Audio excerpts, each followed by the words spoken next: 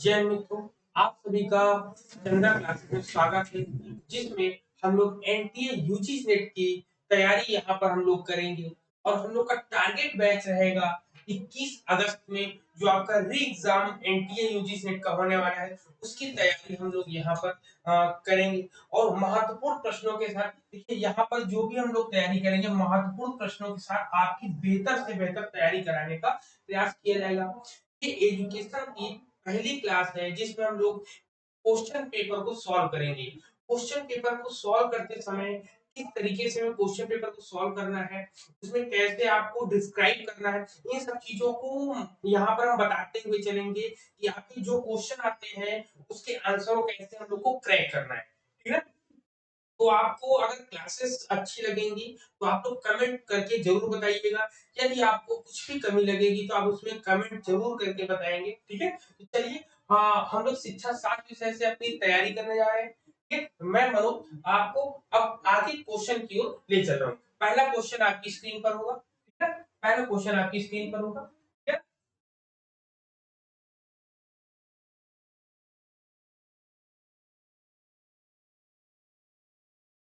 ठीक है, पहला क्वेश्चन आपकी स्क्रीन पर होगा।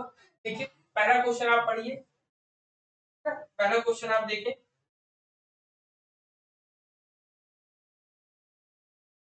पहला क्वेश्चन आप देखिए क्या है। पहला क्वेश्चन कह रहा है कि व्यक्तित्वशील गुणों के कह रहा है कि व्यक्तित्वशील गुणों के संबंध में निम्न में से कौन सा कथन सत्य नहीं है। अब यहाँ पर देखिए, सब लोग देख लेंगे सत्य है, लेकिन यहाँ पर एक की पॉइंट है, सत्य नहीं है, इसको देखना है। ठीक है, सत्य नहीं, इसको देखना है। अब देखिए, आपको ऑप्शन क्या दिया गया है। ऑप्शन कह रहा है कि शील गुणों का प्रत्यक्ष अवलोकन किया जा सकता है। दूसरा कह रहा है आपका ऑप्शन, दूसरा आपसे कह रहा है कि शील गुणों की प्रकृति स्थायी नहीं होती है। ये स्थायी नहीं होती है। और आपको तीसरा कह रहा है शील गुणों का मापन किया जा सकता है। चौथा कह रहा है कि वातावरण के साथ अंतः क्रिया के माध्यम से शील गुणों को सीखा जा सकता है। ये चार पॉइंट्स है आपके सामने, चार ऑप्शन है। इन चार ऑप्शन में आपको बेहतर जो आपका बेस्ट ऑप्शन होगा उसके बारे में बताना होगा।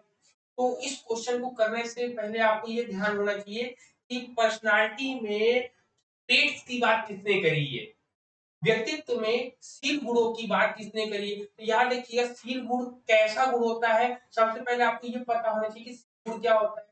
तो शील गुण जो है एक विशेष प्रकार का गुण होता है जो सभी व्यक्तियों में अलग अलग तरीके से दिखाई देता है, लेकिन इसका हम लोग प्रत्यक्ष अवलोकन नहीं किया जा सकता है। इसका यह कथन ये गलत है। ठीक, यहाँ असत्य पूछा है, तो इसका उत्तर आप देख लीजिए। इसका आंसर देखिए क्या होगा। इसका आंसर क्या होगा, इसका आंसर होगा शील गुणों का प्रत्यक्ष अवलोकन किया जा सकता है। ये गलत कह रहा है ना, ये गलत कह रहा है आपका।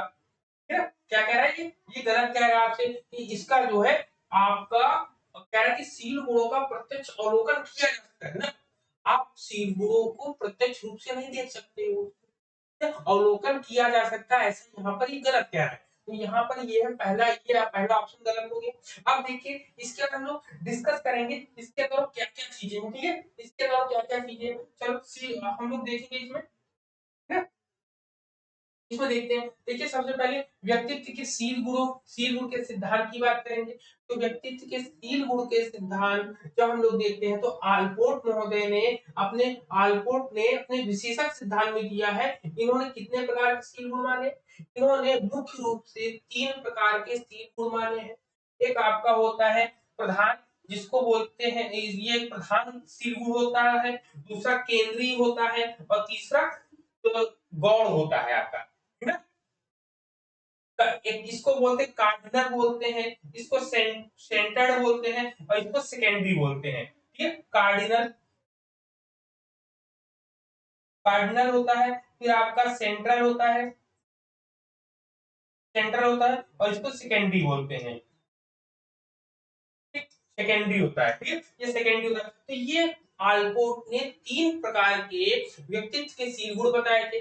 वहीं पर जब हम लोग कैटल चलते हैं, कैटल ने मुख्य रूप से दो प्रकार के शील गुण बताए हैं। एक सतही शील गुण बताया है और दूसरा स्रोत शील गुण बताया है। शील गुण से बहुत से क्वेश्चन पूछे जाते हैं। कैटल का शील गुण होता है। फिर इसके बाद ये ये भी आपका दिया है। ठीक, कोस्टा मैक के सिद्धांत में जो है व्यक्तित्व के 5 कारक बताए गए हैं। ठीक है, तो ये भी, लेकिन जो एग्जाम में पूछा जाता है सबसे ज्यादा वो आलपोर्ट पूछा जाता है और कैटल पूछा जाता है। ठीक है, आलपोर्ट और कैटल पूछा जाता है। तो ये क्वेश्चन आपको नो डाउट क्लियर हो गया होगा। क्लियर कि हम लोग व्यक्तित्वशील गुणों के संबंध में कौन सा कथन असत्य था। तो आपने बताया कि जो शील गुणों का प्रत्यक्ष अवलोकन किया जाता है ये बिल्कुल भी कथन सही नहीं है, असत्य है। अब चलते हैं दूसरे क्वेश्चन की तरफ हम लोग। ठीक है, दूसरे क्वेश्चन की तरफ हम लोग चलेंगे। ठीक है? दूसरा क्वेश्चन आप देखें, दूसरा क्वेश्चन आपकी स्क्रीन पर है। ठीक है, दूसरा क्वेश्चन आपकी स्क्रीन पर है। देखिए क्या कह रहा है। कह रहा है कि प्रकृतिवाद के विषय में निम्न में से क्या सत्य नहीं है। देखिए क्या सत्य नहीं है, इसको आप नोट डाउन करिए। नॉट, ठीक है ना, इंग्लिश मीडियम वाले सुनेंगे which amongst the following is not true about nationalism. यहाँ पर नेशनलिज्म से संबंधित कौन सा कथन सत्य नहीं है, इस बात को यहाँ पर आपको बताना है। तो आप देखिए पहला ऑप्शन आपसे कह रहा है कि प्रकृतिवाद विशेषीकृत शिक्षा में विश्वास रखता है। ठीक है, दूसरा ऑप्शन कह रहा है कि यह शारीरिक शिक्षा की आवश्यकता पर बल देता है। ठीक है, और तीसरा ऑप्शन आपसे क्या कह रहा है, तीसरा ऑप्शन आप देखें, तीसरा कह रहा है कि यह संसार मस्तिष्क की उपज है आपका। और चौथा ऑप्शन कह रहा है कि शिक्षा बालक की प्रकृति के अनुसार प्रदान की जानी चाहिए। ठीक है? अब यहाँ पर ये पॉइंट डिस्कस करते हैं। चलिए आप बताइए ये पॉइंट, इसमें क्या आंसर होगा आप लोग का। है ना? अब देखिए जब यहाँ पर नॉट कह रहा है, सबसे पहले फादर फादर ऑफ नेशनलिज्म, प्रकृतिवाद के प्रतिपादक कौन है। तो प्रकृतिवाद के प्रतिपादक है इमाइल जोला। क्या है, इमाइल जोला है। इमाइल जोला है, लेकिन सबसे ज्यादा काम किसने किया है इसमें, रूसो ने किया। किसने किया है, रूसो ने किया है। रूसो का नाम सब लोग को मिलता है, लेकिन जब कोई फाउंडर की बात करेंगे, प्रतिपादक की बात करेंगे, तो प्रतिपादक आपके क्या है, इमाइल जोला है। और इसके सबसे ज्यादा काम किया है किसने, रूसो ने। रूसो की किताब का नाम क्या है, एमिल किताब नाम है इनका। रूसो और नेचुरलिज्म कहता है कि प्रकृति की स्वतंत्र बोध में बालकों को सिखाना चाहिए। इसमें कौन सा कथन गलत है ये देखते हैं। कह रहे कि प्रकृतिवाद विशेषीकृत शिक्षा में विश्वास रखता है। बिल्कुल सही बात है, सही बोल रहा है। कह रहे कि यह जो है शारीरिक शिक्षा की आवश्यकता पर बल देता है। बिल्कुल, शारीरिक शिक्षा की प्रकृति से जुड़कर जो हमें शिक्षा प्राप्त करनी चाहिए। फिर तीसरा कह रहा है कि यह संसार मस्तिष्क की उपज। बिल्कुल गलत। जो अगर ये पॉइंट जो है यह संसार मस्तिष्क की उपज है, अगर ये बात करेंगे ये किस दर्शन से संबंधित है, तो वेस्टर्न फिलोसफी में कहेंगे ये जो है आइडियलिज्म से, आदर्शवाद में। आदर्शवाद कहता है कि यह संसार मस्तिष्क की उपज से संबंधित है, लेकिन नेशनलिज्म बिल्कुल भी ऐसा नहीं कहता है आपका। फिर चौथा पॉइंट कह रहा है कि शिक्षा बालक की प्रकृति के अनुसार प्रदान की जाती है। बिल्कुल, इसमें कह रहा है कि शिक्षा जो है बालक की प्रकृति, मतलब बालक जिस प्रकार का हो शिक्षा उसको उसी प्रकार देनी चाहिए। इसी में रूसो ने निषेधात्मक शिक्षा की बात करी है। निषेधात्मक शिक्षा क्या होती है कि बालक को प्रकृति की स्वतंत्र गोद में छोड़ दीजिए, वह स्वयं ही सीख लेगा। जैसे पेड़ पर चढ़ने की कोई कला होती है क्या, कोई कला नहीं होती, लेकिन पेड़ पर चढ़ना बच्चे सीख जाते हैं। कैसे सीखते हैं, बस उसमें ट्राई करते रहते, कोशिश करते रहते हैं, तो प्रकृति के अनुसार ही वो सीख जाते हैं। ठीक है, तो ये हुआ। तो ऑप्शन कौन सा है आपका, ये सही है। लेकिन यही अगर हम बात करें कि भारतीय दर्शन में या ऐसा कौन सा हमारे भारतीय दर्शन में है जो प्रकृति को लेकर चलते हैं, प्रकृतिवादी शिक्षा को मानते हैं, तो रविन्द्रनाथ टैगोर का नाम आता है। रविन्द्रनाथ टैगोर ने भी कहा है कि बालकों को खुले वातावरण में वृक्ष के नीचे अगर पढ़ाया जाए, तो प्रकृति से जोड़कर पढ़ाया जाए, तो बेहतर से बेहतर सीख सकते हैं।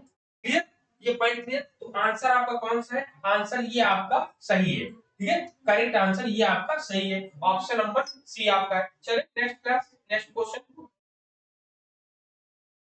ठीक है, ये देखिए ऑप्शन ये आपका ऑप्शन हो गया था। अब तीसरा क्वेश्चन आप देखिए, तीसरे क्वेश्चन में आपकी क्या है।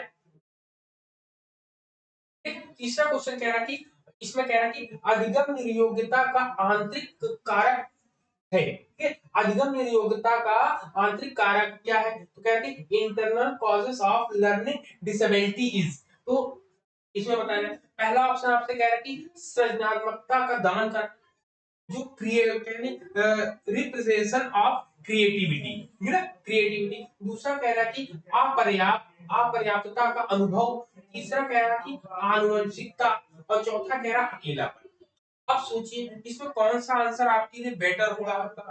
अधिगम नियोक्ता की बात हम करें, ओके, तो यहाँ पर एक पॉइंट यहाँ पर नोट डाउन कर लीजिए सबसे पहले कि अधिगम नियोक्ता की बात, मतलब अधिगम नियोक्ता की बात सबसे पहले किसने करी थी? लर्निंग डिसेबिलिटी की बात सबसे पहले किसने करी थी? तो डॉक्टर सैमुअल किर्क ने करी थी। किसने? Doctor Samuel Samuel Kirk.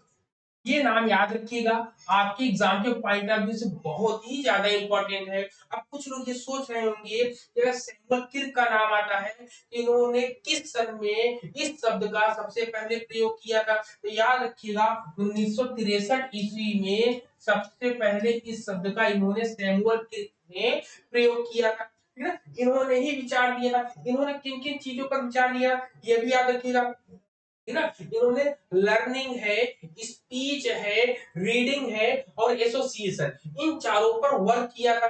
मतलब कि बोलने पर, मतलब language, speech, reading and association पर, ये चार पर इन्होंने वर्क किया था। इसी के आधार पर अमेरिका में एसीसीडी बनी थी। क्या बनी थी?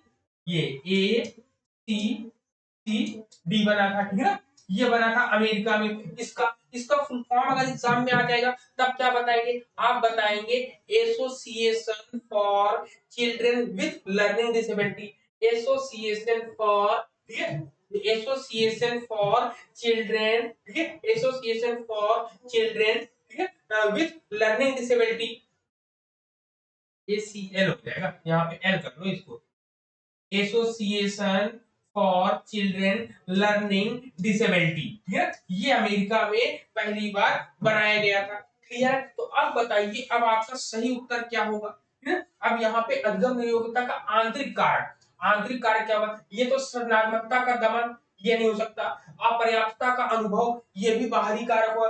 आनुवंशिकता जो है ये आंतरिक कारक होता है किसी भी चीज का, ना। अधिगम नियोक्ता, जैसे किसी के अंदर डिसेबिलिटी आती है तो वो जन्मजात कहीं ना कहीं कुछ ना कुछ चीजें ऐसी होती हैं जो उसके मानसिकता से संबंधित होकर आती है, ठीक है। तो ऑप्शन नंबर आपका सी एकदम करेक्ट होगा, एकदम करेक्ट होगा, ठीक है। यहाँ ये पॉइंट क्लियर हो गया। चलिए ये पॉइंट क्लियर हुआ, नेक्स्ट क्वेश्चन की तरफ हम लोग चलते हैं। चलिए देखिए ये आपका आंसर सही था। चलिए नेक्स्ट, अब इस क्वेश्चन की बात करेंगे। इस क्वेश्चन में देखते हैं, इस क्वेश्चन आपसे क्या कह रहा है? इस क्वेश्चन में आपसे कह रहा है कि परिश्रम बनाम हीनता निम्न में से किस अवस्था की प्रमुख मनोसामाजिक चुनौती है? ये मनोसामाजिक चुनौती है। अब इस क्वेश्चन को क्या कह रहा है? ये किससे संबंधित है? ये इरिक इरिक्सन से संबंधित है क्वेश्चन आपका, ठीक है। किससे संबंधित है? इरिक इरिक्सन से संबंधित है। पहला ऑप्शन आपसे क्या कह रहा है? कह रहा है कि आरंभिक बाल्यावस्था आपकी पहला है। दूसरा कह रहा है कि आपसे कह रहा है उत्तर बाल्यावस्था, है? कह रहा है कि उत्तर बाल्यावस्था है। तीसरा कह रहा है किशोरावस्था है। चौथा कह रहा है आरंभिक वयस्कावस्था है। अब देखिए, परिश्रम बनाम हीनता निम्न में से किस अवस्था की प्रमुख मनोसामाजिक चुनौती है? ना, मनोसामाजिक चुनौती है आपकी, ठीक है। मनोसामाजिक चुनौती के बारे में अगर हम बात करेंगे तो मनोसामाजिक चुनौती क्या हो जाएगी? सबसे पहले इसके बारे में आपको पता होना चाहिए क्या है। ये सबसे पहले अगर हम बात करेंगे कि ये सिद्धांत किसने दिया है, ये सिद्धांत किसने दिया? आप लोगों ने बताया ना, इरिक इरिक्सन ने।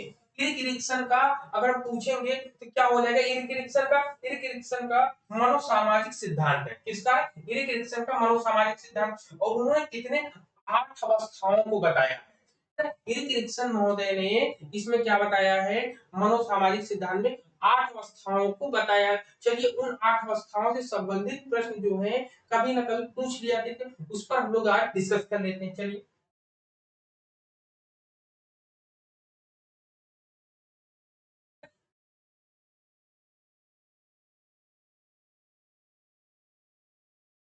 ठीक है।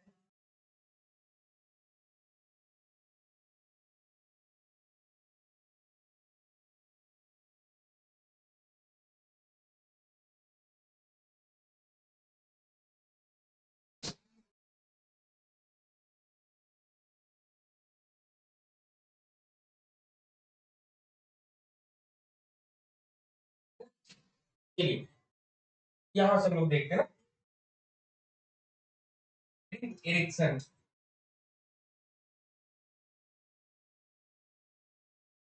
एरिक एरिक्सन ने कौन सा सिद्धांत दिया है? एरिक एरिक्सन ने मनोसामाजिक सिद्धांत दिया। कौन सा दिया है? मनोसामाजिक सिद्धांत।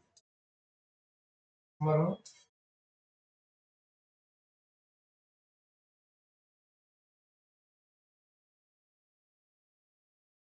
यहाँ लिख देते हैं, मनोसामाजिक सिद्धांत। मनोसामाजिक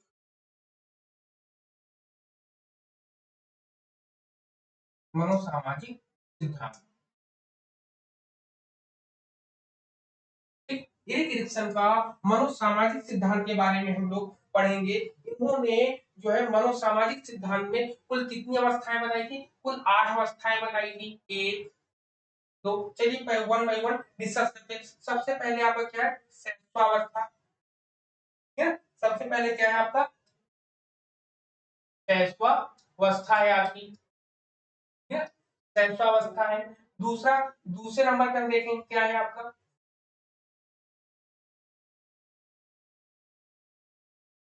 दूसरे नंबर में देखेंगे, दूसरे नंबर पे आपका होता है प्रारंभिक प्रारंभिक बाल्यावस्था है। और दूसरे नंबर पे क्या है? प्रारंभिक बाल्यावस्था है। प्रारंभिक बाल्यावस्था है। तीसरे नंबर पे हम बात करेंगे, तीसरे नंबर पे आपका क्या है? तीसरे नंबर पे आपका एक खेल अवस्था आपकी क्या है? खेल अवस्था। चौथे नंबर पे आपका क्या है? आपका स्कूल अवस्था आती है आपकी।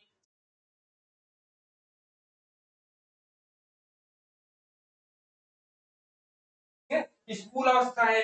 इसी को हम लोग क्या बोलते हैं? उत्तर बाल्यावस्था। उत्तर बाल्यावस्था।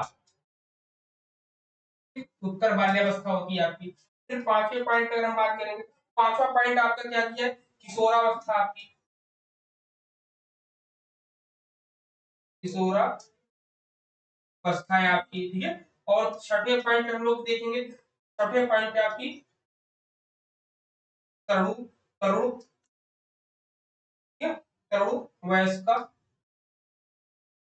वयस्कावस्था होती है आपकी। ठीक है, और छठ छह हो गए। नंबर 7 पे अगर हम बात करेंगे, नंबर 7 पे मध्य मध्य वयस्कावस्था होती है। और आठवें पॉइंट पर अगर हम देखेंगे, आठवें पॉइंट पे होती है आपकी परिपक्वता अवस्था।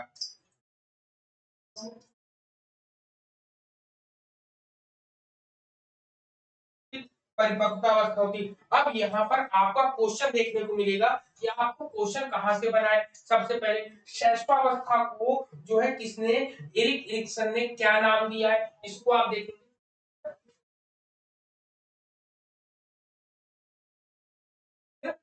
एरिक एरिक्सन ने क्या दिया है, ये हम लोग देखेंगे। चलिए दूसरा कलर लेते हैं। ये देखिए, ठीक है। हाँ, अब इरिक्सन ने इसको क्या बोला है? पहला सैशवावस्था है। सैशवावस्था से क्वेश्चन जब पूछेगा तो इसमें आपको बताना पड़ेगा कि इरिक्सन ने सैशवावस्था को क्या माना है? तो विश्वास बनाम अविश्वास माना है। क्या बना है? विश्वास बनाम अविश्वास।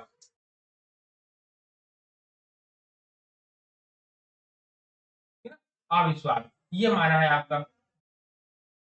ठीक, पहला तो ये होगा। दूसरा आपका क्या होता है? दूसरा है प्रारंभिक बाल्यावस्था। प्रारंभिक बाल्यावस्था को इन्होंने बोला है स्वतंत्रता बनाम लज्जाशीलता। स्वतंत्रता बनाम लज्जाशीलता। लज्जाशील लज्जाशीलता होता है। ठीक है, तीसरा खेल अवस्था को इन्होंने क्या बताया है? खेल अवस्था को इन्होंने बताया है पहल शक्ति। ठीक है, खेल अवस्था को इन्होंने बताया है पहल शक्ति बनाम दोषिता। ठीक है, क्या होता है? पहल शक्ति बनाम दोषिता, ठीक, दोषिता। फिर आता है उत्तर बाल्यावस्था को इन्होंने क्या बताया, उत्तर बाल्यावस्था या कहेंगे स्कूल अवस्था को इन्होंने क्या बताया है, स्कूल अवस्था को इन्होंने बताया परिश्रम बनाम हीनता। क्या बताया है, परिश्रम बनाम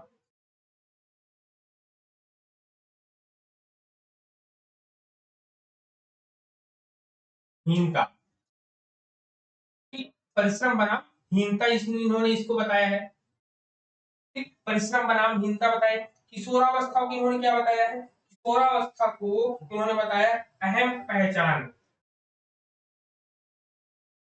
अहम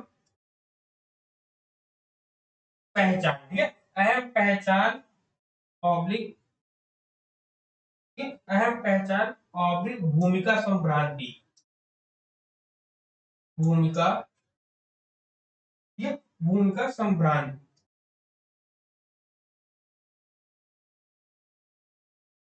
भूमिका संभ्रांति। फिर तरुण वयस्कावस्था को उन्होंने क्या बताया है, घनिष्ठ बनाम विलग्न,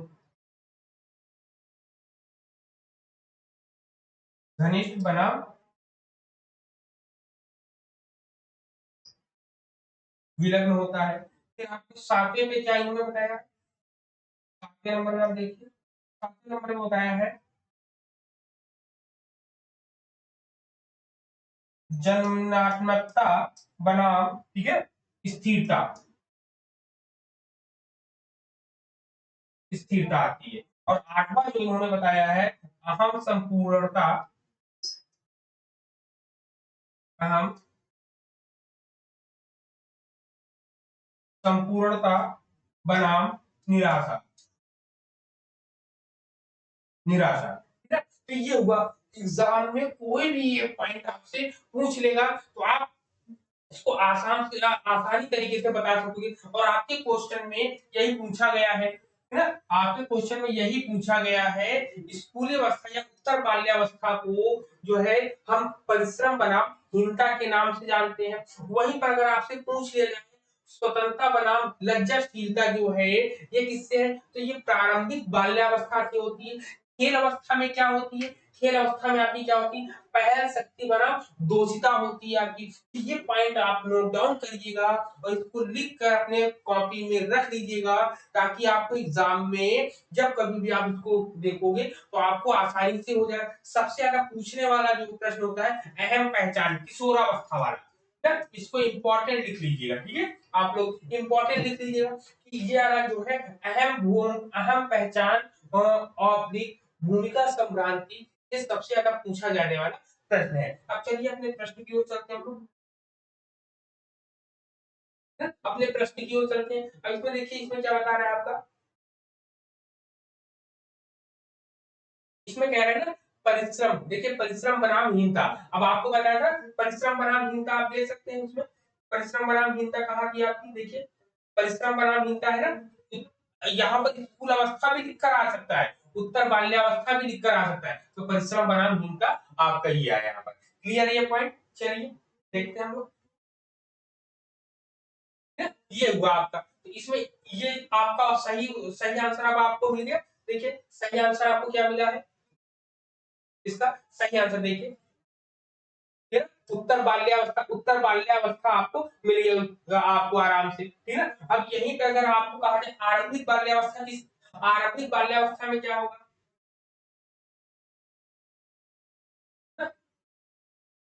आरंभिक बाल्यावस्था अगर आप लेंगे तो आरंभिक बाल्यावस्था में आप देखिए क्या आएगा, आप बताइए आरंभिक बाल्यावस्था जो है या प्रारंभिक बाल्यावस्था को हम लोग क्या बनाम बोलते हैं, स्वतंत्रता, स्वतंत्रता बनाम लज्जाशीलता, लज्जाशीलता, ठीक है, लज्जाशीलता होता है। वही किशोरावस्था को अगर आपने पूछा है तो किशोरावस्था क्या होगा, अहम, अहम पहचान, ठीक है, अहम पहचान, और क्या होगा आपका अहम पहचान ऑब्लिक भूमिका संभ्रांति, भूमिका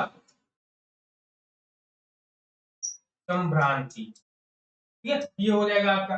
तीसरा क्या है, आरंभिक वयस्कावस्था। अब आरंभिक वयस्कावस्था क्या बोलेंगे, आरंभिक वयस्कावस्था को बोलेंगे घनिष्ठता बनाम विलग्न। क्या होगा, घनिष्ठता बनाम विलग्न होगा। तो ये आपके पॉइंट्स है, आपको इसको नोट डाउन आप लोग कर लीजिए, ठीक है। तो आई होप ये क्वेश्चन आपको एकदम क्लियर हो गया होगा। अब नेक्स्ट क्वेश्चन की तरफ चलते हैं।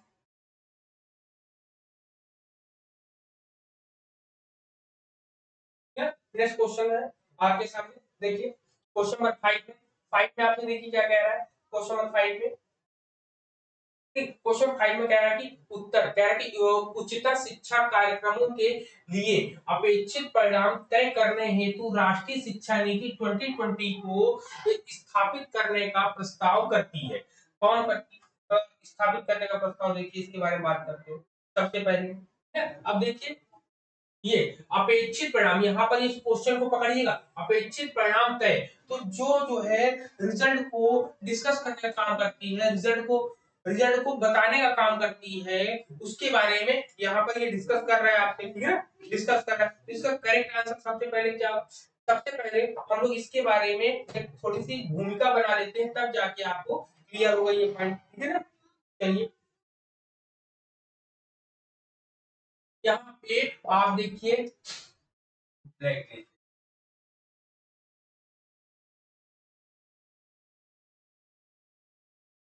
चलिए अगर हम इसको लेते हैं तो इसके बारे में हम लोग को सबसे पहले जान लेना चाहिए, हम लोग इसके बारे में, हम लोगों को सबसे पहले इसके बारे में जान लेना चाहिए एनईपी 2020 जो है उसके बारे में। एनईपी 2020 में जब उसके बारे में डिस्कस करेंगे, सबसे पहले ये क्या होता है, HECI, ठीक है ना, HECI ये क्या होता है, ये होता है हायर एजुकेशन ऑफ, क्या है ना कि हायर एजुकेशन ऑफ इंडिया। ये क्या है, हायर एजुकेशन ऑफ, क्या कह रहा, हायर एजुकेशन, ठीक है, higher education commission of India है आपका, ठीक है, क्या है, higher education commission of India है आपका, हिंदी में बोलेंगे भारतीय उच्चतर शिक्षा आयोग है ये, ठीक है। इसने क्या बनाया, इन्होंने कुछ स्वतंत्र वर्टिकल 4 बॉडीज के बारे में बात करी है, 4 बॉडीज के बारे में इन्होंने बात करी है, वही आपसे पूछ रहा है आपसे, ठीक है, एग्जाम में। एग्जाम में सबसे पहले जीईसी है आपका, ठीक है, दूसरा एच ई जीसी है आपका, तीसरा आपका क्या है, नैक है आपका, एनएसी नैक है, और चौथा NHERC है आपका। और एग्जाम में ये भी क्वेश्चन पूछा जाता है कि NHEQF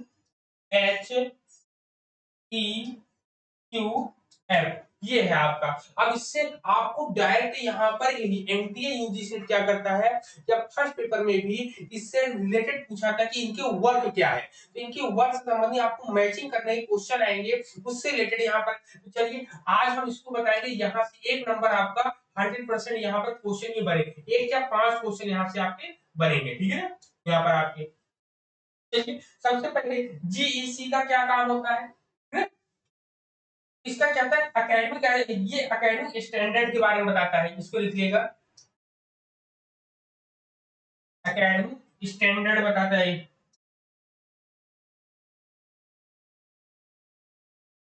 ठीक, एकेडमिक स्टैंडर्ड को बताता है, कहीं कहीं इसमें लिखा आता है लर्निंग आउटकम, लर्निंग आउटकम इसमें पता चलता है, ठीक है। पहला तो ये हो गया, दूसरा क्या हुआ, फाइनेंशियली, ये भी ये फाइनेंशियल, ये हायर एजुकेशन जो होता है आपका, ये जो है फाइनेंसिंग से रिलेटेड संबंधित है आपका, ठीक है, किससे संबंधित है, फाइनेंसिंग, फाइनेंसिंग से संबंधित है आपकी। नेक नेक का एक्रीडेशन में काम है, जो आपकी NAAC था उसको 2020 में चेंज कर दिया गया है,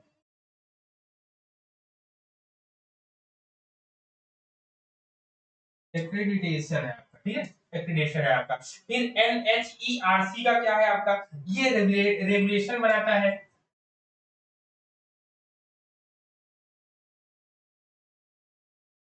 रेगुलेशन से संबंधित है। और NHEQF का क्या काम है, इसको सही से लिख दे, कंफ्यूजन ना हो, ये NHEFENHEQF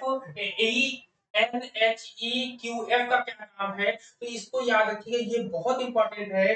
हो सकता है ये क्वेश्चन पूछ ले जाए कि जो है शिक्षा के बाद, शिक्षा के बाद जो बेरोजगारी से संबंध, शिक्षा के बाद जो है बेरोजगारी की समस्या को दूर करने के लिए क्या बनाया गया है, ये NHEQF बनाया गया है ना, NHEQF बनाया गया सबसे पहले। तो अब ये सबसे पहले इसका है, अब इसका फुल फॉर्म क्या होगा, इसका फुल फॉर्म आप लोग जानते होंगे, इसका फुल फॉर्म होगा, आपका बता सकता है कोई, कि जनरल एजुकेशन काउंसिल है आपका, जनरल एजुकेशन काउंसिल। लेकिन अब यहाँ पे देखिए, यहाँ पे एकेडमिक स्टैंडर्ड या लर्निंग आउटकम के बारे में बात कर रहे हैं। अब आप अपने क्वेश्चन की तरफ आप जाएंगे, क्वेश्चन में आपको मिल जाएगा, ठीक है। क्वेश्चन में देखिए आपसे क्या कह रहा है, क्वेश्चन में आप देख सकते हैं आपको क्या मिला इसमें, कह रहे कि यहाँ पर देखिए अपेक्षित परिणाम तय करने के लिए, तो अपेक्षित परिणाम तय करने के लिए क्या नैक है, नैक का काम क्या है बताओ, नैक का काम क्या बताया था मैंने, नैक का काम एक्रीडेशन बताया था, ठीक है, नैक का काम एक्रीडेशन बताया,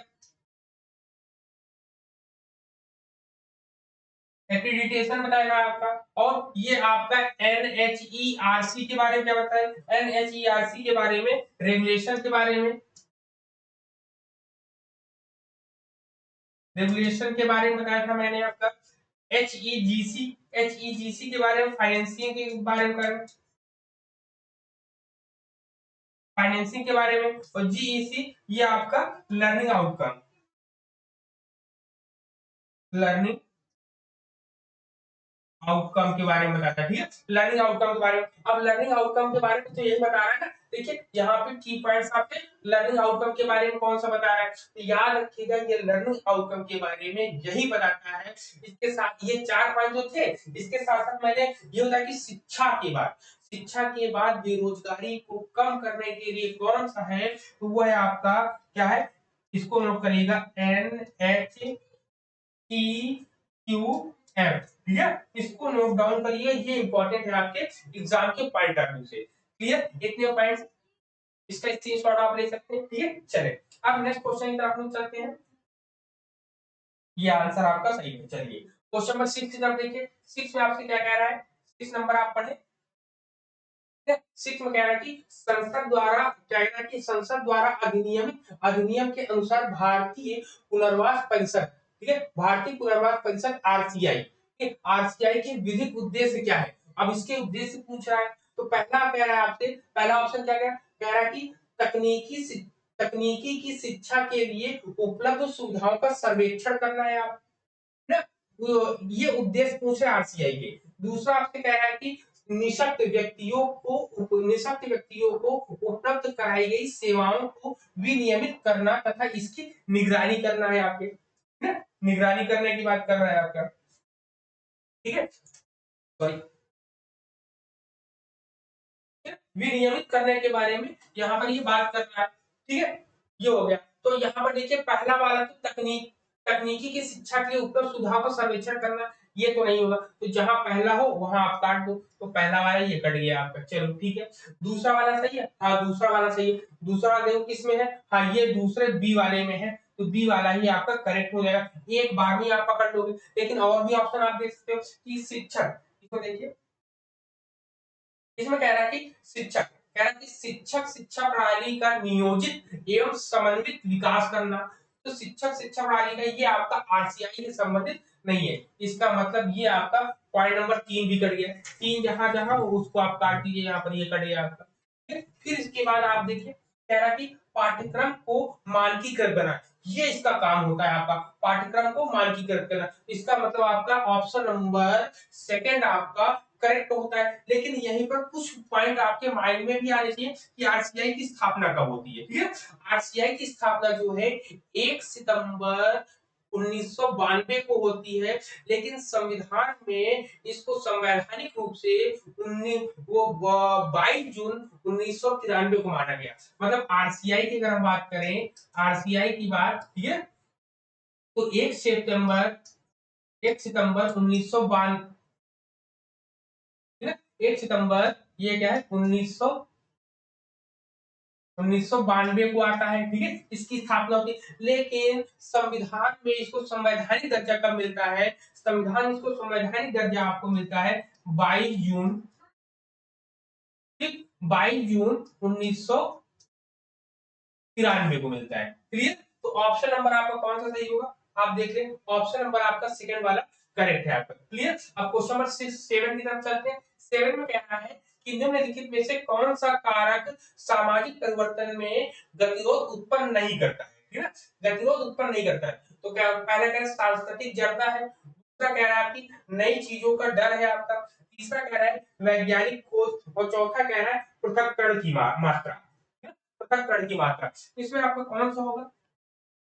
अब देखिए क्वेश्चन को बड़े आराम से पढ़ना है कि कौन सा सामाजिक कार्य, ठीक है, सामाजिक परिवर्तन में गतिरोध उत्पन्न नहीं करता है।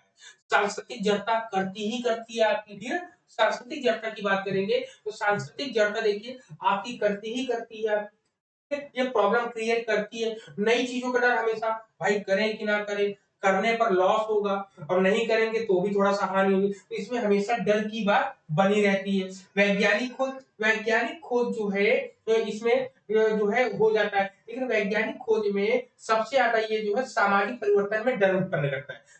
नई चीजों को खोजेंगे तो खोजने पे कोई ज्यादा डर नहीं रहेगा उतना, लेकिन नई चीजों को मतलब वैज्ञानिक खोज करेंगे तो उसमें ज्यादा लॉस होगा। इसलिए जो है वो गतिरोध उत्पन्न नहीं करता है, ये गतिरोध उत्पन्न नहीं करेगा आपका। कौन सा? वैज्ञानिक खोज आपको उत्पन्न नहीं करेगा। पृथक्करण की मात्रा ये भी जो है जो उत्पन्न करेंगी, लेकिन जो उत्पन्न नहीं करेगी प्रॉब्लम वो वैज्ञानिक खोज उत्पन्न नहीं करेगी हमारा। तो ऑप्शन नंबर आपका कौन सा है? ऑप्शन नंबर आपका सी ऑप्शन आपका एकदम करेक्ट है। अब चलते क्वेश्चन नंबर 8 की तरफ ना। ये हाइपोथेसिस है, बहुत ही इंटरेस्टिंग पॉइंट है आपका, ठीक है ना, बहुत ही इंटरेस्टिंग पॉइंट है, आप इसको चेक करना। कह रहा है कि शून्य परिकल्पना, कह रहा है कि शून्य परिकल्पना को अस्वीकार करना जबकि इसे स्वीकार किया जाना चाहिए, है कि शून्य परिकल्पना है, इसको स्वीकार अस्वीकार करना, मतलब इसको जो है अस्वीकार कर दिया गया जबकि इसको स्वीकार करना, मतलब राइट हाइपोथेसिस होने पर उसको रिजेक्ट कर दिया, मतलब आर आर हो गया, राइट रिजेक्ट हो गया, ठीक है ना। आप अगर मेरे साथ जुड़े हैं तो आप देखिएगा कि आपको मैं रिसर्च को ऐसे चुटकियों में आपको आपकी उंगलियों पर रिसर्च नाचेगी, ठीक है। राइट रिजेक्ट हो गया और फॉल्स एक्सेप्ट हो गया, फॉल्स एक्सेप्ट हो गया, ठीक है। ये तरीका है आपका। ये टाइप 1 होता है, ये टाइप 2 होता है आपका, ठीक है? तो याद रखिए टाइप 1 में राइट रिजेक्ट हो गया और टाइप 2 में फॉल्स एक्सेप्ट हो जाता है। ये ध्यान रखना है, राइट है फिर भी रिजेक्ट हो गया, फॉल्स है फिर भी मान लिया हो गया उसको। तो यहाँ पर ये तरीका। अब देखिए क्वेश्चन में कह रहे हैं शून्य परिकल्पना को अस्वीकार करना, मतलब उसको रिजेक्ट करना था लेकिन फिर भी उसे स्वीकार कर दिया गया, मतलब राइट को रिजेक्ट कर दिया, रिजेक्ट करने वाली बात है, ठीक है, स्वीकार किया गया और फॉल्स को एक्सेप्ट कर लिया गया। अब इसमें बताइए कौन सा होगा? अब इसमें आप लोग आंसर देख सकते हैं कौन सा आंसर होगा।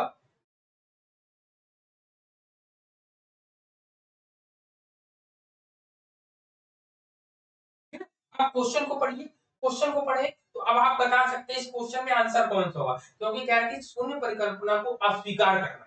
देखो इसको कह रहा है अस्वीकार करना, मतलब कि तो अस्वीकार करना जबकि इसे स्वीकार किया गया।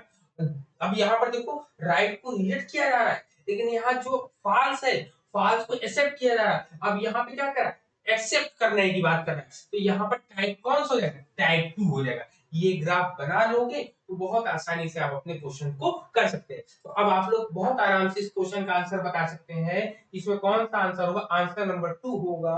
क्लियर है पॉइंट यहाँ पर? ठीक है, कोई डाउट तो नहीं है? 2 होगा कि 1 होगा, आप बताओ।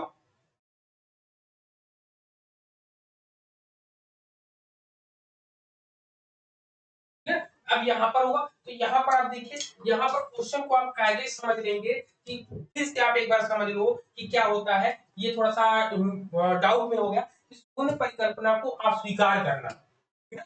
जबकि इसे स्वीकार किया जाना चाहिए, मतलब राइट था, राइट को एक्सेप्ट करना था लेकिन फिर भी उसको रिजेक्ट कर दिया गया, ठीक है, रिजेक्ट कर दिया गया। तो यही पॉइंट समझना है। तो यहाँ पर ऑप्शन नंबर 2 आपका नहीं होगा, ऑप्शन नंबर 1 ही सही होगा कि टाइप 1 की त्रुटि होगी यहाँ पर। है ना। टाइप 1 त्रुटि होगी। टाइप 2 कब होती, जब वो गलत होती, गलत होने पर उसको स्वीकार कर लिया था। मतलब कि यहाँ पर परिकल्पना को अस्वीकार करना है, यहाँ पे परिकल्पना को अस्वीकार करना है, तो यहाँ पर स्वीकार कर लिया गया। ठीक, तो यहाँ पर ये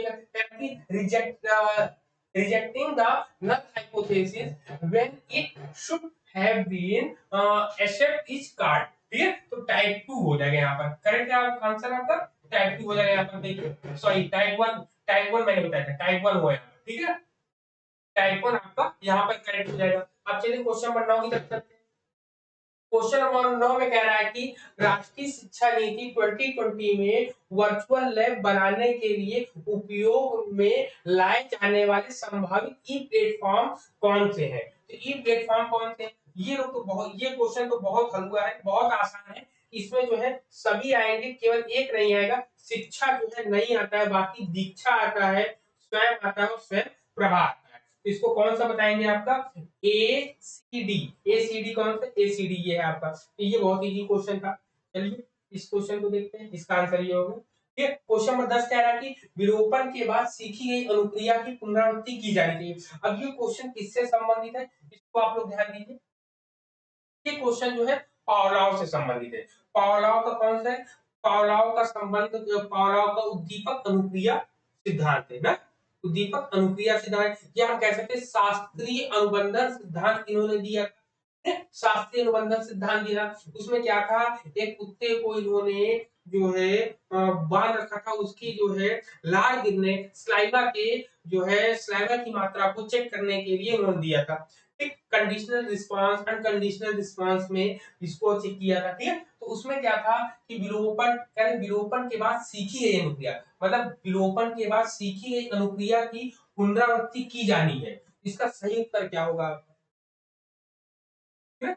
इसका सही उत्तर क्या होगा, विलोपन के बाद जब कभी हम कोई भी चीज पहले सीख रहे होते हैं, सीखने के बाद पुनः हमारे सामने कोई चीज आती है, तो हमें फिर से वो रिकॉर्डिंग होती है ना, याद आने लगता है। जैसे सचिन तेंदुलकर है, वो क्रिकेट खेलना छोड़ दिए, लेकिन क्या कभी उनसे अगर कहा जाए उनके सामने बैट बॉल हो रहा हो, क्या वो क्रिकेट खेलना भूल गए हैं क्या, नहीं भूल गए। तो वो क्या होता है, स्वतः पुनर्प्राप्ति के ऊपर होता है। तो क्या होगा ऑप्शन, ऑप्शन नंबर बी आपका करेक्ट होगा, स्वतः पुनर्प्राप्ति, स्पॉन्टेनियस रिकवरी हो जाएगी आपकी। ठीक है ना। यहीं पर उद्दीपक सामान्यीकरण कब होगा, उच्च उच्च स्तरीय अनुबंधन कब होगा, उद्दीपक विभेदीकरण कब होगा, ये हम लोग क्लास में डिस्कस करेंगे जब हम लोग की थ्योरी वाली क्लासेस होंगी तब। क्लियर, इसका करेक्ट आंसर आपका ऑप्शन नंबर बी आपका करेक्ट हो गया। ठीक है, अब क्वेश्चन नंबर 11 पे चलते हैं। 11 नंबर क्या कह रहा है, कह रहा है कि एक शिक्षक द्वारा मंदग्राही स्लो लर्नर बच्चे के गहन अध्ययन को क्या कहेंगे, या कह सकते हैं, कह रहा है क्रियात्मक अनुसंधान कहेंगे, सर्वेक्षण अनुसंधान कहेंगे, वृत्त अध्ययन या केस स्टडी कहेंगे, और चौथा आपसे कह रहा है क्या, निर्जातीय अनुसंधान कहेंगे। अब देखिए सबसे पहला क्वेश्चन है क्रियात्मक अनुसंधान। एक्शन रिसर्च जो होता है वो क्लासरूम में होता है, मतलब अप टू डेट, तुरंत का तुरंत उसके बारे में जानने के लिए। लेकिन यहाँ पे क्या कह रहा है, गहन अध्ययन, है ना, गहन अध्ययन की बात कर रहा है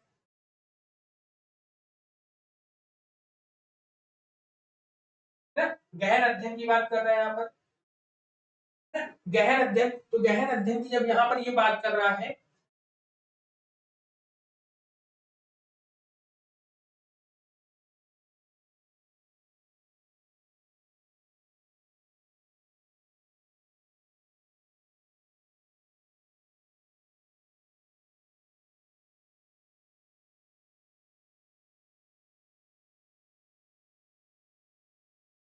गहन अध्ययन की बात नहीं कर रहा ना दोस्तों।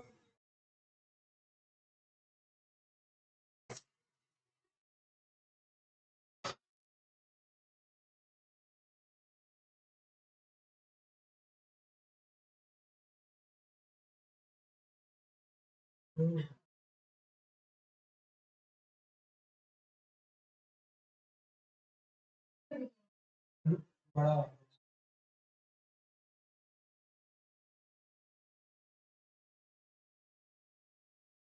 हाँ हो गया।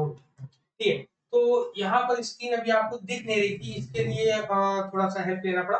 तो यहाँ पर आप क्वेश्चन देख सकते हैं कि एक शिक्षक द्वारा मंदग्राही बच्चे को वो बच्चे के गहन अध्ययन, अब देखिए डीप गहन अध्ययन का यहाँ से ही आप की पॉइंट आप पकड़ लोगे, ठीक है, की पॉइंट आप यहीं से पकड़ लोगे कि ये आपका है गहन अध्ययन, जिसको बोलते हैं डीप, ठीक है ना, कहाँ लिखा है कि एन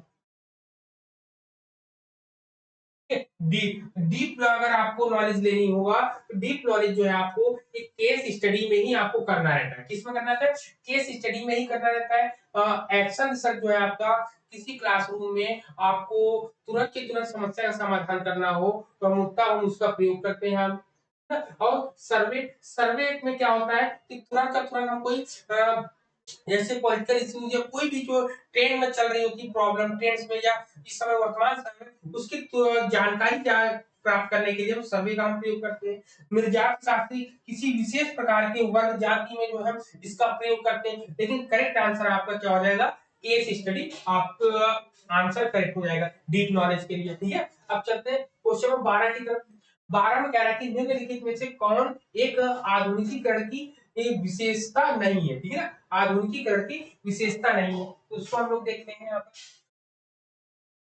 आधुनिकीकरण की विशेषता नहीं, पहला कह रहा है कि सांस्कृतिक विलंबना है आपका, है? पहला आपसे क्या कह रहा है, पहला आपसे कह रहा है सांस्कृतिक विलंबना है आपका, फिर दूसरा कह रहा है आपका गतिशीलता है, चौथा कह रहा है कि श्रम विभाजन है आपका, ठीक है, श्रम विभाजन है, चौथा आपसे कह रहा है समायोजन की क्षमता है आपका। अब देखिए आधुनिकीकरण की विशेषता नहीं है, अब आधुनिकीकरण की विशेषता गतिशीलता है, श्रम विभाजन भी है और समायोजन भी है, बस यही एक नहीं है जो आपका आधुनिकीकरण से संबंधित है। अब इसको दिया किसने है, इसको अकबर महोदय ने जो है 1922 ईस्वी में दिया है, क्या है 1922 ईस्वी में अकबर महोदय ने दिया है, अकबर महोदय ने कल्चरल लैग की बात जो है 1922 ईस्वी में करी थी। चलिए नेक्स्ट क्वेश्चन पे हम लोग चलते हैं, ये क्वेश्चन हो गया, ये हो गया आपका करेक्ट आंसर। अब चलते हैं नेक्स्ट क्वेश्चन नंबर 13 पर। 13 पे देखिए आपसे क्या कह रहा है, 13 पे कह रहा है कि जब दिशाहीन परिकल्पना का निर्माण किया जाता है तब सार्थकता परीक्षण को क्या कहा जाता है, क्या कहा जाएगा, क्या कहना, पहले पहले आपसे कह रहा है यहाँ पर द्विपिच्छित टू टेल होगी, वन टेल होगी, बोथ होगा A and B, none of these होगा। यहाँ पर जब कभी दिशाहीन या दिशा रहित परिकल्पना होती है, नॉन डायरेक्शन के अकॉर्डिंग अगर आप हाइपोथेसिस की बात करोगे तो हाइपोथेसिस टू टाइप्स होती है, एक डायरेक्शनल होती है, एक डायरेक्शनल होती है, दूसरा नॉन डायरेक्शनल होगी, ठीक है, नॉन डायरेक्शनल होगी आपकी, डायरेक्शनल डायरेक्शनल में एक दिशा प्रदान करी जाती है, नॉन डायरेक्शनल में वो प्लस होगा कि माइनस होगा ये कोई भी नहीं बता सकता है। जब दिशा नहीं निर्धारित होती है तो उसे दिशाहीन बोलते हैं या नॉन डायरेक्शनल या गैर दिशात्मकता बोलते हैं हम लोग। तो यहाँ पर क्या हो जाएगा, ये टूटेड होगा, यहाँ पर दोनों हो जाएगा, तो ऑप्शन नंबर आपका ए वाला आपका एकदम करेक्ट हो जाएगा। क्लियर है पॉइंट यहाँ पर एकदम। चलिए अब तो ये क्लियर हुआ, अब चलते हैं नेक्स्ट क्वेश्चन नंबर।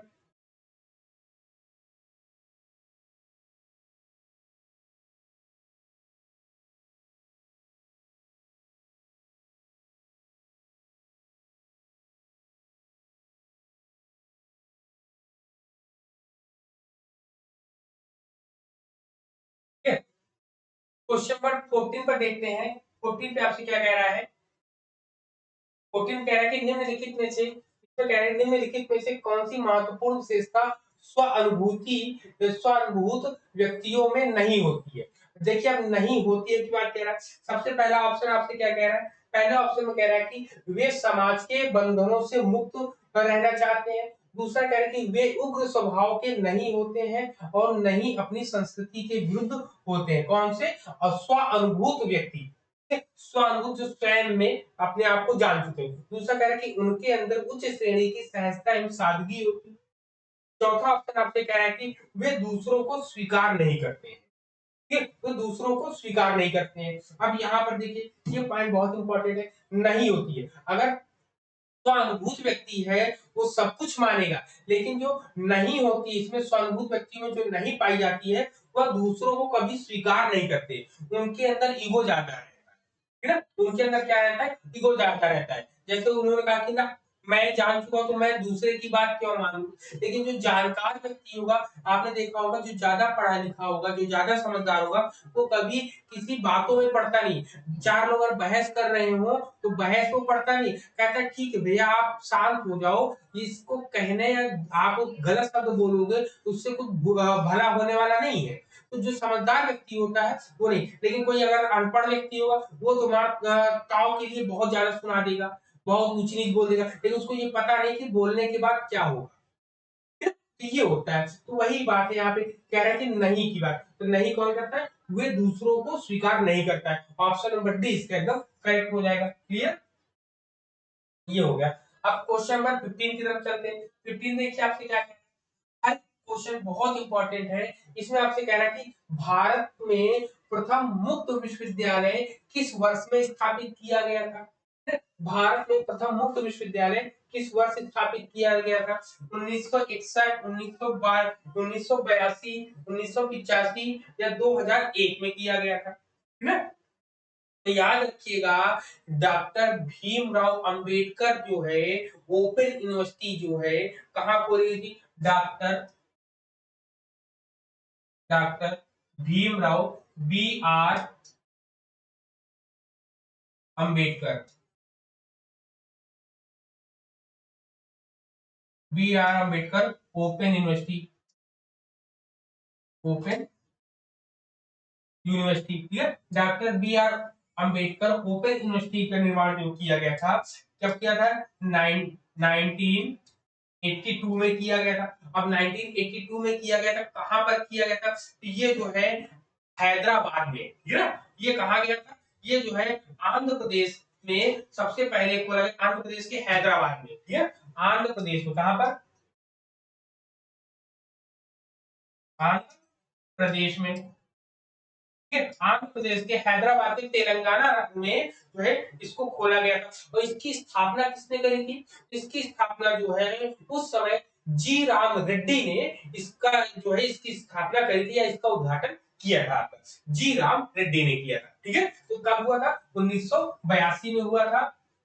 इसके बाद कौन आता है, इसके बाद जो है Indira Gandhi open university I थी, है ना? वो कब आया था, 1985 में आया था, उसको भी नोट डाउन करेंगे। ठीक है, ये पॉइंट क्लियर हो गए। अब चलते हैं नेक्स्ट क्वेश्चन की तरफ।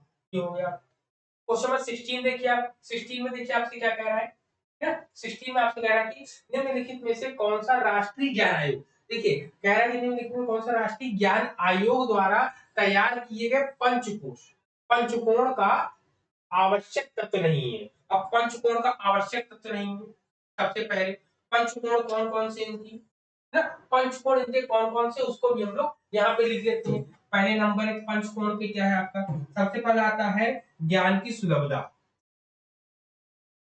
ज्ञान की, लिख लीजिएगा एग्जाम में आता है सुलभता। ठीक है, नंबर दो, नंबर दो आपका आता है इसमें ज्ञान के सिद्धांत, ठीक है, ज्ञान के सिद्धांत। नंबर तीन की हम बात करेंगे तो आता है सृजन, ठीक है। नंबर चार पे हम बात करेंगे अनुप्रयोग आता है, ठीक। और नंबर पांच की बात करेंगे, नंबर पांच में सेवाएं आती हैं आपकी, ठीक, सेवाएं आती हैं। अब ये राष्ट्रीय ज्ञान आयोग कब आया था, इसको भी आपको ध्यान में रखना है। तो ये आपका आया था 13 जून 2005 में, ठीक है, 13 जून 2005 में जो है यह राष्ट्रीय ज्ञान आयोग आया था। और इसके जो है अध्यक्ष कौन थे, डॉक्टर सैम पित्रोदा थे। इन्होंने वाइब्रेंट लर्निंग के बारे में बात करी थी और इन्होंने पांच जो है पंचकोण जो बताए थे, ज्ञान की सुलभता, ज्ञान के सिद्धांत, सृजन, अनुप्रयोग और सेवाएं थी आपकी, ठीक है, सेवाएं थी आपकी। तो यहाँ पर आप देखिए क्या है, सबसे पहले ये आपकी ज्ञान, ये आपका ज्ञान तक पहुंच है, आपका ज्ञान का सृजन है, आपका ज्ञान के प्रत्यक्ष है, लेकिन पाश्चर्य का विशिष्टीकरण नहीं है आपका। ठीक है, ये नहीं है आपका। ठीक है, ठीक है, तो ये नहीं, तो ऑप्शन नंबर डी आपका एकदम करेक्ट हो जाएगा। आप इसका स्क्रीनशॉट चाहो तो ले लो, ये आपके एग्जाम में जरूर पूछा जाएगा। ठीक है, चलिए, ये आपका करेक्ट आंसर हो गया डी वाला। अब क्वेश्चन नंबर 17 पर चलते हैं। 17 तो बहुत ही इजी है, जो आपके एग्जाम के पॉइंट ऑफ व्यू से है आपका। ठीक है, चलिए, सबसे पहले कह रहा है पियाजे के संज्ञानात्मक विकास के सिद्धांत के अनुसार निम्न में से किस अवस्था में बालक उन समस्याओं के प्रति, देखिए उन समस्याओं के प्रति तार्किक, ठीक है, उन समस्याओं की कह रहा है कि उन समस्याओं के प्रति तार्किक एवं विवेकपूर्ण ढंग से सोचना प्रारंभ कर देता है जिनका वह सम्मान करता है। ठीक है, जिनका वह सम्मान करता है। तो सबसे पहले आप देख लीजिए, सबसे पहले क्या आता है नंबर 1 पे sensory motor stage, pre operational stage है आपका, तीसरा कंक्रीट स्टेज है और चौथा फॉर्मल स्टेज है आपका। तो सेंसरी मोटर स्टेज जो है आपकी 0 से 2 वर्ष चलती है, और प्री ऑपरेशनल स्टेज आपकी कब चलती है, 2 से 7 वर्ष चलती है आपकी। ठीक, कंक्रीट ऑपरेशनल स्टेज आपकी आपकी 7 से 11 वर्ष या 12 वर्ष चलती है, तो ये आपकी 12 से 15 वर्ष चलती है। ठीक है, इतनी चलती है आपकी यहाँ पर। अब देखिए, यहाँ पर जो है पहली अवस्था जो होती है, इसमें जो है बालक बचपन की पूरी चीजें रहती है ना,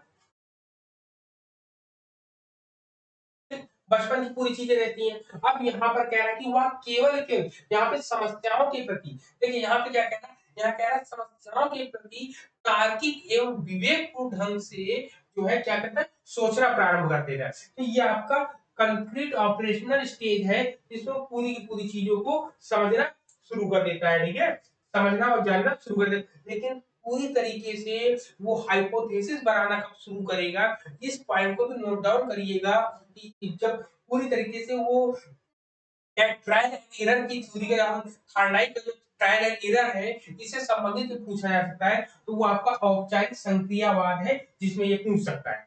क्लियर पॉइंट यहाँ पर। ठीक है, तो ऑप्शन नंबर कौन सा सही है, ऑप्शन नंबर 3 आपका करेक्ट है आपका। ठीक है, चलते हैं नेक्स्ट नेक्स्ट क्वेश्चन की तरफ।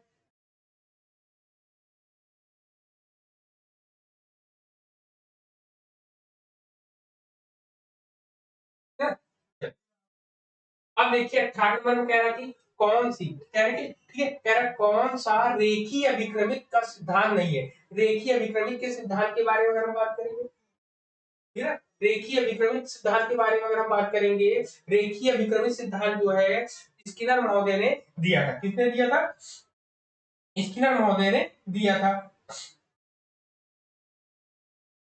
ठीक है, तो इसमें कह रहा है कि स्वगति का सिद्धांत है, निदान का सिद्धांत है, विद्यार्थी परीक्षण का सिद्धांत है, सक्रिय प्रतिक्रिया का सिद्धांत है। तो कौन सा नहीं है यहाँ पर, तो ये है आपका, ये आपका क्या है, ये है आपका, ये निदान, डायग्नोस नहीं करना है यहाँ पर।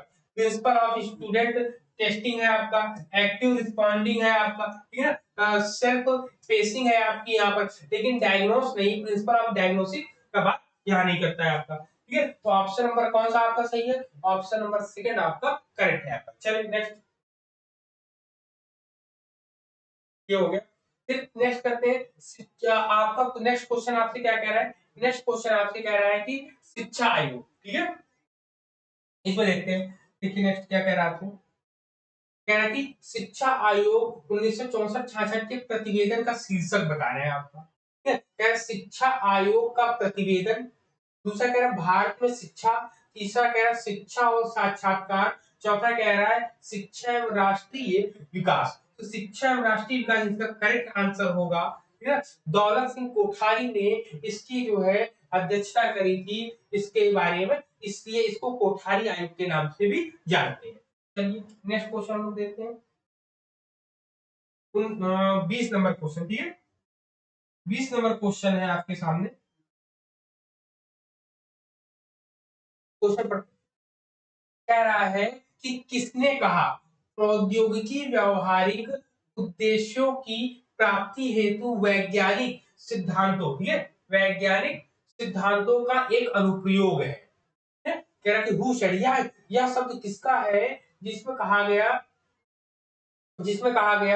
क्या कहा गया कि प्रौद्योगिकी व्यवहारिक उद्देश्यों की प्राप्ति हेतु वैज्ञानिक सिद्धांतों का अनुप्रयोग। ठीक है, तो पहला कह रहा है कि आपसे पहला कह रहा है कि जैक्वेटा ब्लूमर है, एडगर डेल है, बीएफ स्किनर है और इसके मित्रा है। ठीक है, इसके मित्रा है। इसका करेक्ट आंसर आपका क्या होगा? इसका करेक्ट आंसर आपका जैकब ब्लूमर होगा।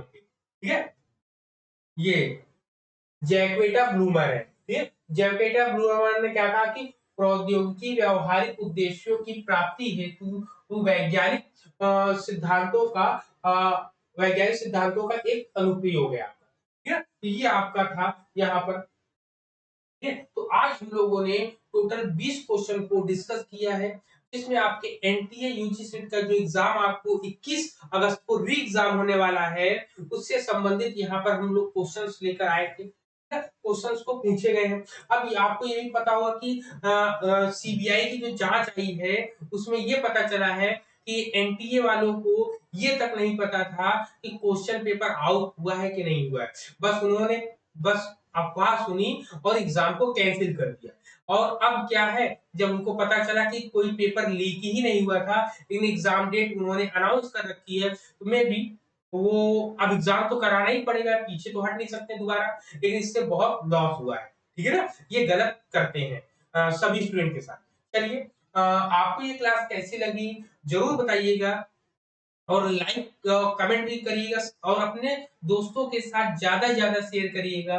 ठीक है ना, और मैटर वाली आपके टॉपिक वाइज जो हम लोग डिस्कस करेंगे, जो एग्जाम के पॉइंट ऑफ व्यू से बहुत इंपॉर्टेंट है, उसको भी क्वेश्चंस लेकर आएंगे। और जो आपको 18 जून को जो आपका एग्जाम हुआ है एनटीए यूजीसी नेट का, उस क्वेश्चंस को भी लेकर आएंगे। उसमें आपको हम बताएंगे किस यूनिट से कितने क्वेश्चन पूछे गए हैं। वन लाइनर क्वेश्चन टोटल आपके 38 क्वेश्चन पूछे गए हैं।